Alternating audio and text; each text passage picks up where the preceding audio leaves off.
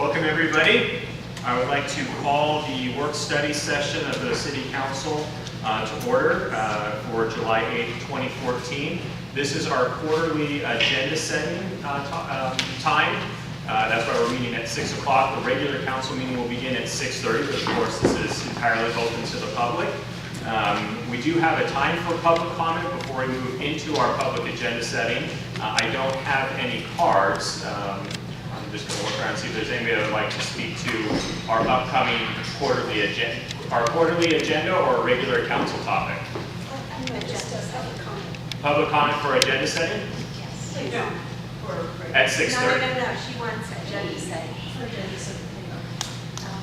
Okay. I'll wait for those cards to come over.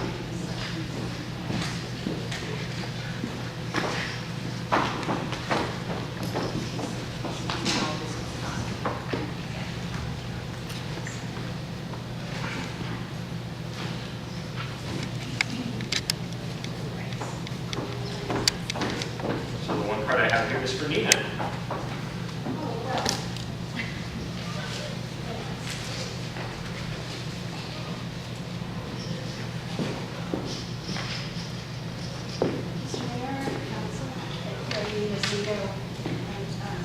Rushing in as the UPS people who were able to make all the copies that I got to share with you with information suggesting that the time has come as we look at our general plan and updates and moving forward, considering a restriction on leaf blowers and other garden implements for a host of reasons. Noise is a significant one. Is that what you're telling me? Yes. To speak of. Noise is a significant one.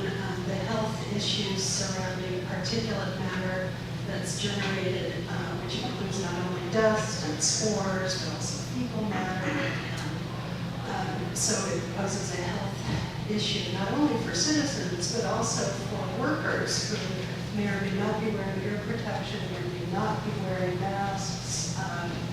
So these are significant health and quality of life issues, and I have literature here, as you may know, that at least 6 towns in the county of Marin have restricted leaf blowers and garden tools in various ways, and so a list of many California towns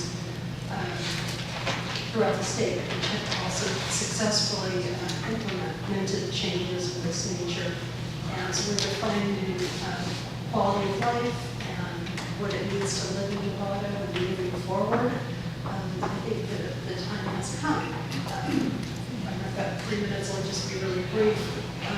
Looking at the noise section in our ordinances, it's a little confusing about when and what noise is. And I'm not suggesting an outright ban necessarily, but I do think you might consider looking at one leaf blower, which is maybe, if you're lucky, the low-powered ones are 60 decibels, and that's as loud as a vacuum cleaner, but when a crew comes in with 2 or 3, does that make it 120 decibels or 180? And what's that like to be around?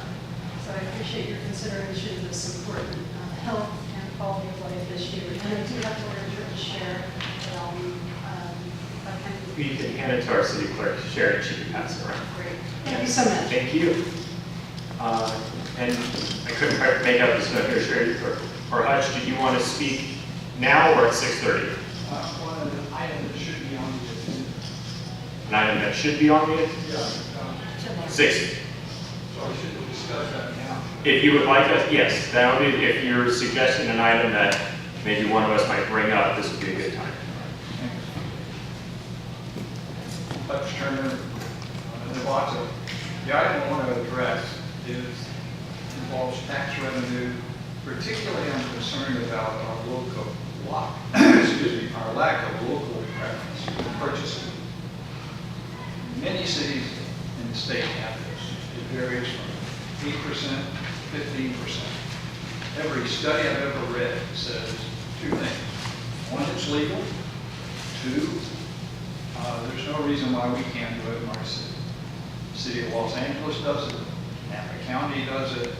I can go on and on. There are numerous numerous studies that say, in effect, for every dollar that we retain by having that particular contract awarded in the city, a minimum of 45% stays within the city. The other day, we awarded out of the city a contract to run video, $32,000, with a 1% drop down to this city. To generate that kind of revenue, we have to sell $3.2 million in goods. The problem is that that's what drives this need for big box revenue stores and many other things. When we turn around and generate this revenue, and then we turn around and act basically as a launderer to send it out of the county, out of the city, I don't think we're serving the best interests of this city and its residents. Thank you. Thank you. All right, seeing no other public comment, we'll go ahead and move on with our agenda planning for the next quarter. I'm going to turn it over to our Assistant City Manager, Kathy Capriola, to go through the significant items in the schedule.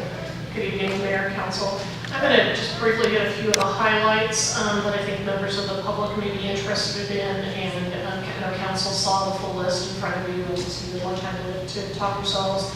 One on July 14th, there will be a work session on the Civic Center Master Plan and the scoping, and that's going to be a very interesting a work session on starting next Monday. We also have a couple of other items coming up in the end of August. We have a North Redwood Street Scrape Charrette result on August 19th, and then the North Redwood Corridor Study on August 26th.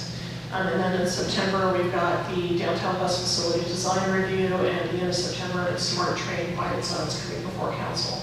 So we do take 2 weeks off early August, so there are some things that will be, the staff has vacations and council members are out of town, will be programming more in the fall yet. So there'll be more items that will be added, but at this point, it's a little thinner than usual because we're kind of in vacation, finishing the fiscal year, starting up the next, and there'll be more activities moving forward. So happy to answer any questions. Great. Do you have any questions on the upcoming schedule for the next quarter? I believe, Sherry, that we also have a proclamation for 4th of July, or the awards for 4th of July that are going on. Yes, we're going to do those on the 22nd. Right, okay. So just to clarify, that's the 4th of July parade. Recipients of the test bills and so forth. Just as a reminder to council and community, this list is not everything that may be coming. These are just some of the more higher profile, or things that may be more of interest and not some of the routine and annual activities that the city does. While we're looking at schedule, Gene, it does look like I am not going to be able to be here next week, so hopefully I can turn the reins over to you. Around that, do we have any, also at our quarterly agenda setting, this is an opportunity for council members to suggest a future agenda item, if there's a majority by the rest of the council to put it on a future agenda for further discussion. This is the opportunity for that, so I'm going to start on the far right and see if we have any. No, I have none at this time, thank you. Councilmember Kellner? None at this time. Councilmember Acklin? Yes, I actually have a couple of them. First of all, the local preference policy for purchasing and contracting, that is actually on our strategic plan. And it was placed on our strategic plan in 2010.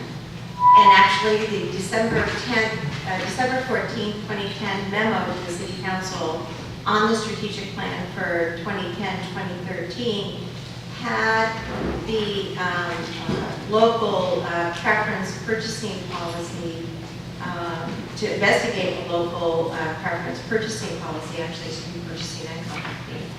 And it was supposed to be in the second year, between January and June. And actually, this has been on the second tier list since 2009. In the revised strategic plan, and for some reason, the memo said that it's a 3-year plan, then it became a 4-year plan. 2010 to 2014, it was revised in October of 2012. It has improved internal purchasing processes / procedures and investigated local preference purchasing policy. And it was supposed to be done in FY 12-13. Well, we're now in FY 14-15, and I really would like to add this to our agenda for some discussion to clarify that the council does want to explore or talk about a local preference for contract and purchasing. That's my first issue. Did you want me to deal with them one at a time? I think it'd be helpful for me to understand all of them, and for the rest of the council, I'm going to look, we want to hear them all, and then it might help us decide which ones there's interest in or not. Okay, great. And the second one is that we received an email from Mike Frank, our city manager, on a community sponsorship policy 2014. And it was a draft, in quote, administrative policy. And he asked for any comments by, I believe it was June 28th or something like that. I had sent comments to the city manager expressing my concern about the fact that I've never even heard of a community sponsorship policy, which outlines that there is a possible fund that the city council could choose to put money into, and that there's a whole application process, who's eligible, who isn't. Applications will be processed on a first-come, first-served basis. And I really question why this is administrative policy, because this is definitely a public policy issue. This is very similar to what the county did or does, where they give out grant funds, and the CAO, county administrator, actually recently, over the last couple of years, has changed it so that the applications come to him and the staff makes recommendations. So I really think that this needs to be brought to city council. This is not even clear as it's proposed right now, but the purpose of this is, quote, the purpose of this policy is to set parameters for the approval of city sponsorships for community programs conducted by local organizations. And I have never heard of this before. And this does not apply to dog bone or the community garden, because projects aren't even listed, it's just activities. So I think that this is important for the city council to discuss, as well as for the community to weigh in on as to whether or not we should have this type of a grant program. And then also too, I support us looking at leaf blowers and having some discussion about whether the general plan should address that or not. Would you go, if you had to prioritize the three, is that something you'd be able to do, or They're both very important. The local preference and the community sponsorship. The local preference has been on our strategic plan since 2010. Today is 2014. And I didn't see it on the advanced agenda. Maybe something is scheduled before September. But frankly, we're doing a disservice to the businesses in this city. let's not advocate too much yet. Well, no, I'm talking to Kathy because We're making I'm this. very frustrated that this has not been dealt with earlier. So before we weigh in as council, I'm going to turn to Kathy and see if So in terms of on the local preference policy, just some background for council. Councilmember Eklund is right. This has definitely been on the strategic plan for some time, but with staff workload, in 2010 we put it on before we knew that redevelopment was going away. So staff spent about a year dealing with the demise of redevelopment, and then 2 years on the fiscal sustainability plan. It is within the finance division. Part of my department is within our work plan for this next year, and we plan to look at the purchasing, the overall purchasing policies, including a local preference policy this fall. It's not programmed because it's not going to be coming back September, October within this quarter, but it is something that we're going to be picking up and looking at September, October, November, December, with our goal of having something back in front of council before January 1. So there's a commitment, we are working on it. We will be working on it, and we'll be doing it this fall. That is our internal goal. And is it purchasing and contracting? Because the original one back in 2009 was purchasing and contracting. We've not done the full scope. We definitely want to clean up our internal purchasing. We need to clean up some contracts as well, and then also look at the purchasing policy. But there's a lot of moving parts within this when you're looking at purchasing and contracting. And so we really need to look at the whole and not be piecemealing them off, which is part of the reason it is a bigger project. So then both of them will be looked at, that if you have to deal with the whole, then. We will be trying to, we have not scoped it all out yet, but our goal is to look at how we contract for services and how we do our purchasing. Okay, great. Then I only have one. If we're going to do that before January 1st, I'm comfortable with that. Okay, so I'm going to look to, But the other issue is the community scholarship program. so let's see if there's general support to discuss this at a future council item, or council agenda, and determine whether or not we want to. And Mayor, maybe if I could just make one point of clarification on this, just to add to some of the comments made by Councilmember Eklund. So the community sponsorship policy, this has been something that we've talked off and on about for the past couple of years. Basically part of, in either 2011 or 2012, the city council allocated for the first time $17,000, and I think currently it's up to about $20,000. And the fund was set up because in the past, the city has sponsored, whether it's 4th of July or an event downtown. A lot of these were kind of community events and programming with local nonprofits. We help co-sponsor, and maybe what we do is we provide a facility for free, or we pay for some of the police officers' time. There's different ways. But a lot of it is facility rental and reducing the cost of the facility in the city space. And then with that, those departments' budgets don't receive that revenue. And so this really was initially that augmentation to provide the backfill to these departments' revenue when we are co-sponsoring. So it's been, this council talked about it either in 2011, 2012, brought briefly when the funding was put together. And then staff is really, the goal of policy is just to make sure that there are some clear parameters, and that was the administrative policy that was sent to you. So just some additional clarification. Yeah, well, actually, the council makes a decision on whether or not we want to sponsor the 4th of July parade or some of those others. And so the way this policy is written, we would not be making that. And I really think that the city council should. So what I'm hearing is Councilman Eklund would like additional discussion on this item. yes. And I'm going to look to my colleagues to see if there's interest in that.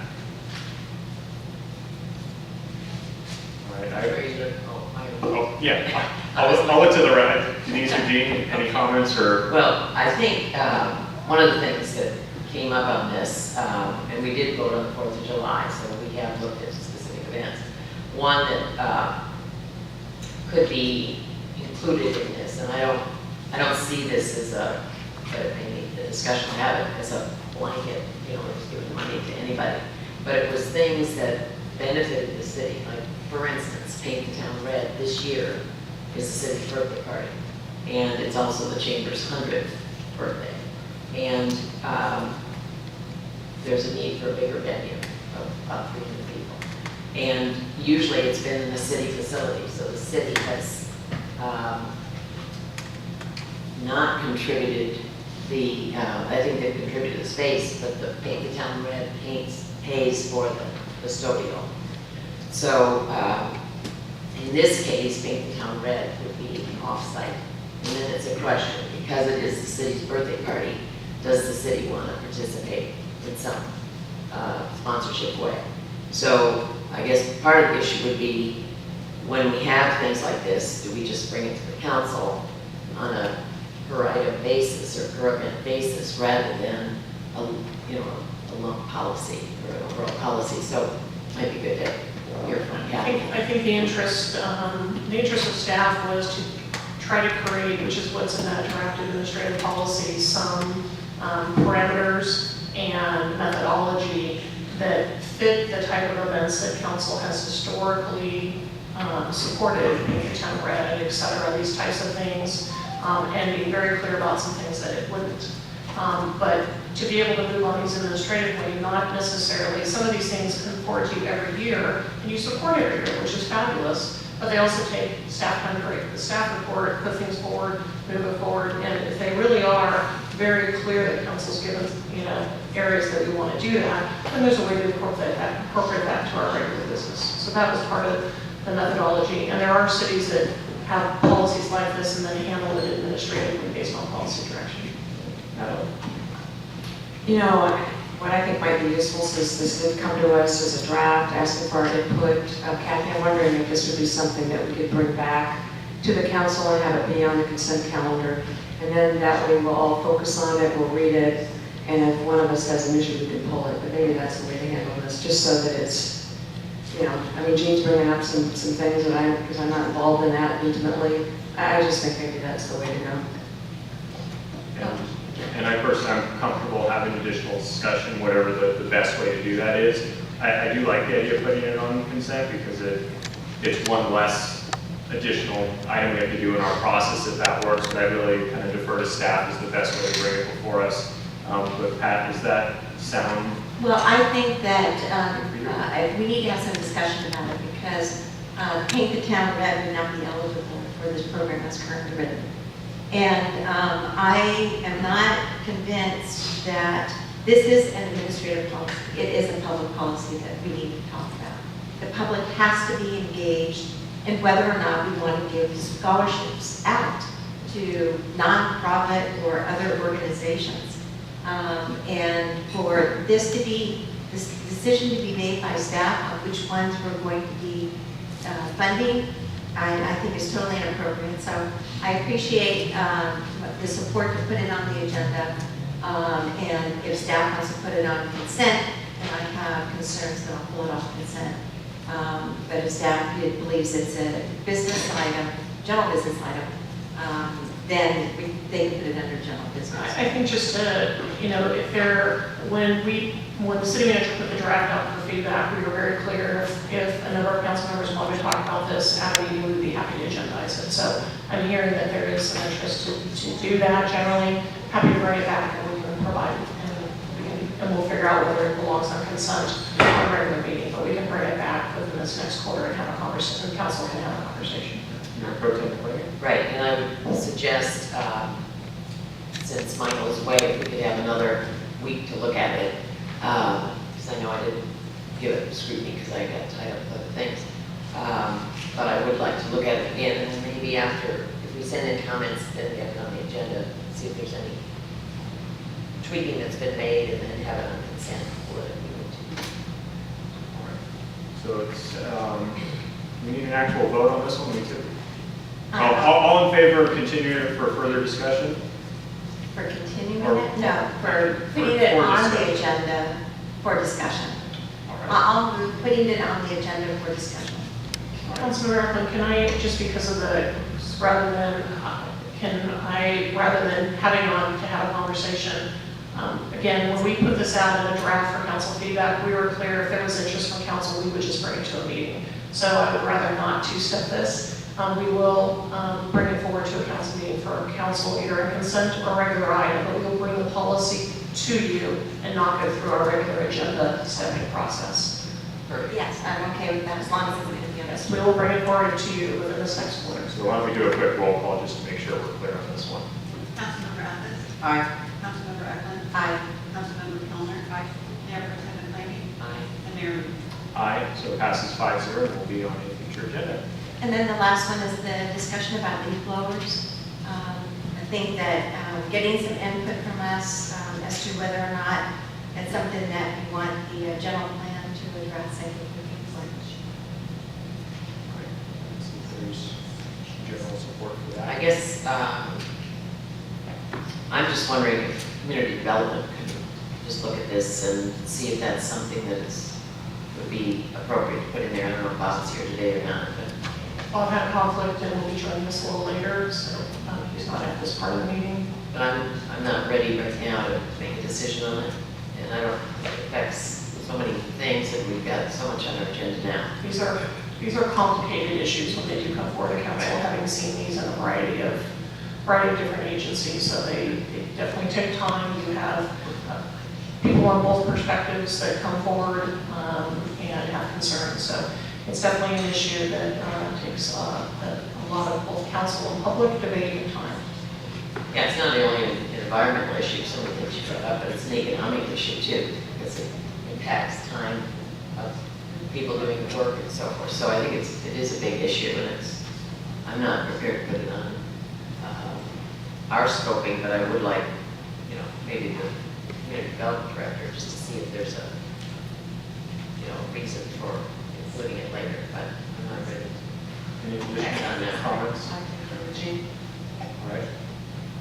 And I'm fine waiting on that one as well. I think if there's individual issues happening in certain neighborhoods with leaf blowers, hopefully they can be handled within the neighborhood and having talks with neighbors. And if it continues to be a broader issue, then maybe we look at it down the road. So, all right. I have one item, which it's not an item, it's a presentation that I'd like to put on a future agenda. I met with some folks from the Maroon Organizing Committee a couple weeks ago about the REST program.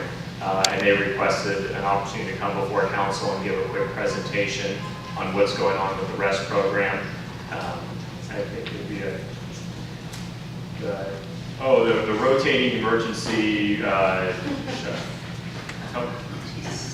shelter. I always forget what the T is. Well, it's the rotating emergency shelter that happens during the winter months, mostly housed at various churches throughout the community and throughout the county. It's a great, it's a great program that offers a great service here in Marin, and they would like to come and update the council as well as the community as to the future of the REST program. There could just be a presentation. I'm fine with that, but I think that we need to be mindful when we put presentations on the agenda, that it doesn't push some pertinent things really late on the agenda. So if we can make sure that it's on a lighter agenda, that'd be great. Yeah, as a staff will work with the folks from the Marin Organizing Committee to find a date that works for everybody. So I've just gotten some complaints that the presentations sometimes have caused things to go later than what it is. So do a quick roll call if we're comfortable putting the presentation on the future agenda. Councilmember Athens. Aye. Councilmember Eklund. Aye. Councilmember Kellner. Aye. Mayor Pro Tem McClain. Aye. Mayor Newton. Aye. That will also be on a future agenda.